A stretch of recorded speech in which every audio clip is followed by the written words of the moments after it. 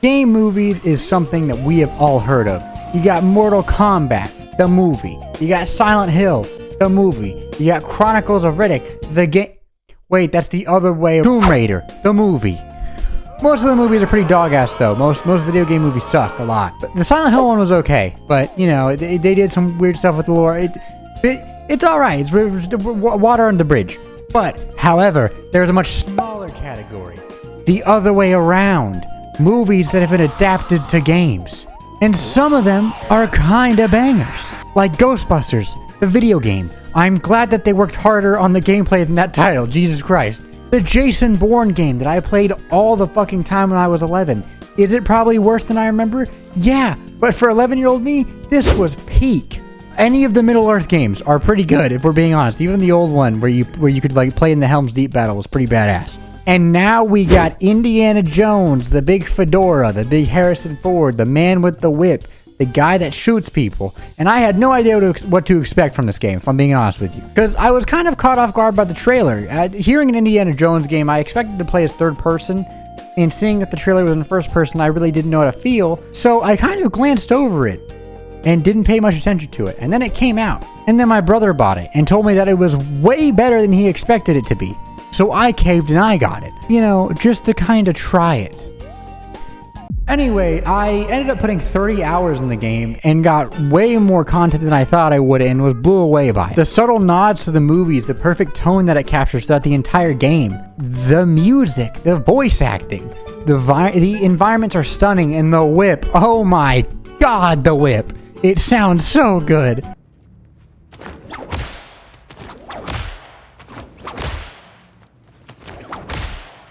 And I had to make a video on it because I guarantee some of you guys are out there like, that game probably isn't that good. The Indiana Jones game is a wonderful experience.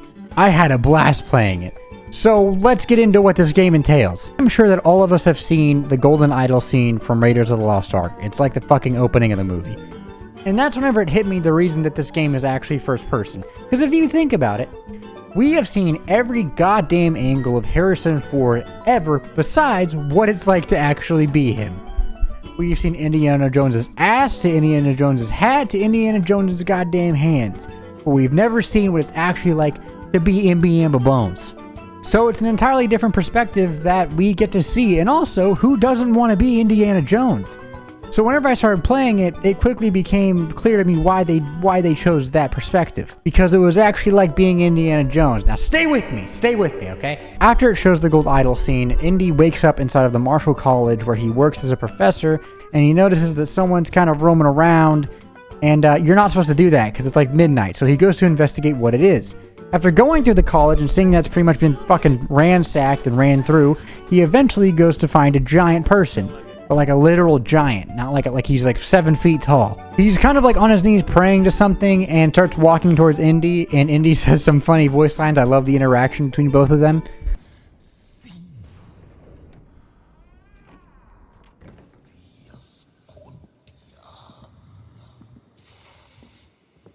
Alright, pal. You can't sleep here.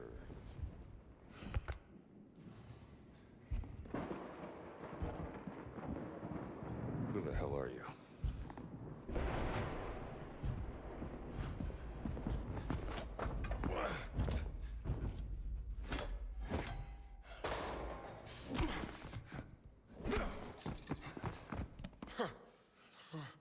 Alright. You asked for it. Indy gets his shit kicked in, gets knocked out, and wakes up the next morning to see the college well still ransacked. So his coworker Brody wakes him up and he says, "Hey, Indiana Jones, we gotta figure out what the fuck got taken and why this guy broke in here." You go look around, you put all the artifacts back in their respective cases, and you realize that he took a cat mummy. And that is the setup for the game. You find a pendant from the giant, and Indy realizes that it is the symbol for the Vatican secret archive. So we gotta go to the Vatican and we gotta figure out why this fucker took our cat mummy. Now that pretty much sets up the entire story. Now there is a lot more to it than that. It is not just going to the Vatican. The story it gets really fucking cool, but I don't want to spoil it. So there are some things that I want to go over about this game just straight off the bat. Number one, Troy Baker's voice acting is fucking amazing. And I know that people are getting tired of seeing Troy Baker everywhere. I get that. He is literally in everything. However, he does do a very good job. And I personally enjoyed it a lot.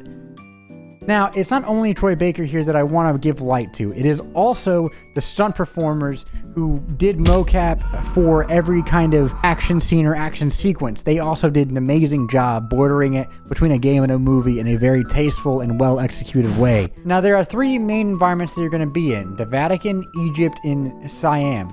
Now, the reason I say main environments is because you do go explore other environments, but they're much smaller, and I don't want to show them to you because if you're going to play the fucking game, I want you to experience it for yourself. I expected this game to kind of be an on-the-rails linear story walkthrough. I expected you to load into a level, you do a couple fighting, you see some cutscenes, and then the level ends. It's like, good job, here's your rating for that level, you go on to the next one. Holy shit, was I wrong. Every level or environment in this game is open world, and it has its own areas to explore and go do. And while the main quests are amazing and I had a ton of fun doing them, what really held me onto this game was a side quest called Fieldworks. They're basically mini adventures for Indiana Jones. They're mini films if you want to view it from that perspective. And they are all so well executed and have a gripping story and makes you want to go explore each environment and learn about it. I found myself more often than not getting consumed by the side missions and side stuff to do rather than the main story.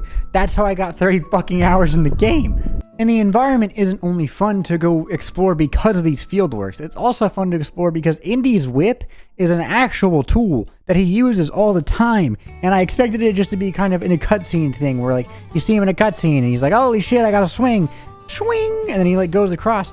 But he uses it all the time in game, like whenever you need it, and it's such a useful tool.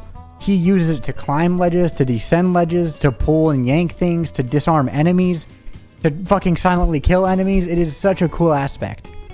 Now, there are also smaller things to go collect in each environment, but they're also useful.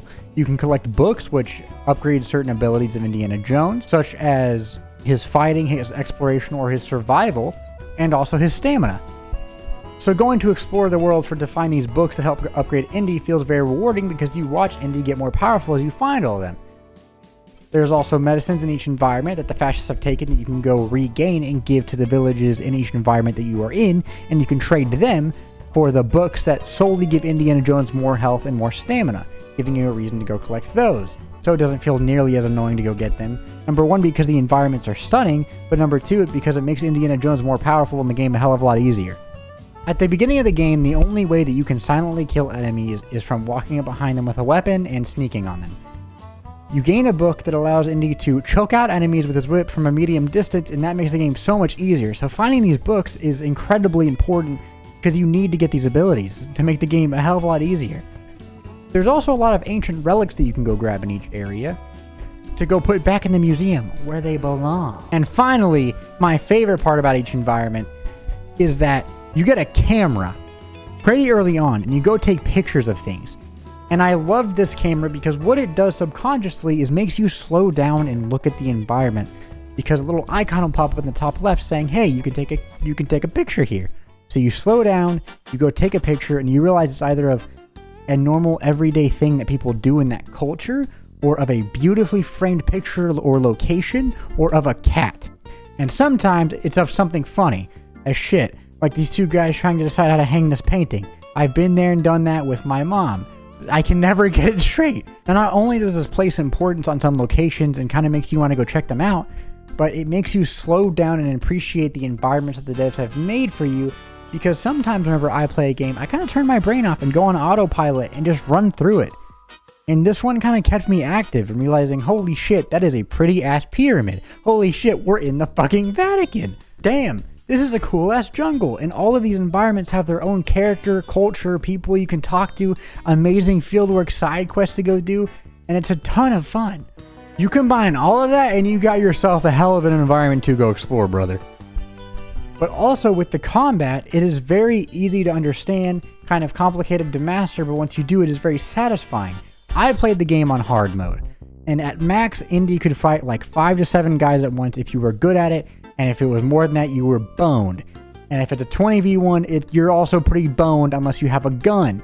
That changes things. But in the same token, if you're fighting 3 guys with guns, you're also pretty boned, unless you got quick reflexes.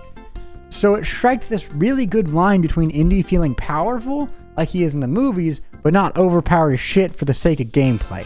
Now, the supplies that I mentioned earlier are often concentrated and more heavily seen in enemy camps.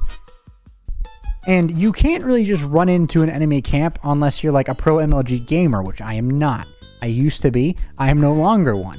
I used to fucking grind out Fortnite FNCS, alright? I was a couple years ago. I've changed as a person.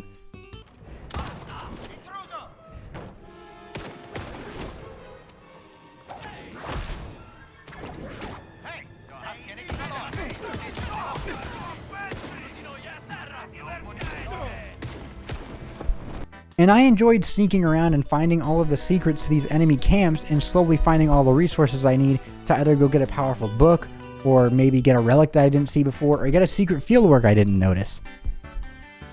And so you combine the combat with all the resources and you have a really fun way to go explore the environment and experience these beautifully crafted worlds with some god tier music and excellent voice acting.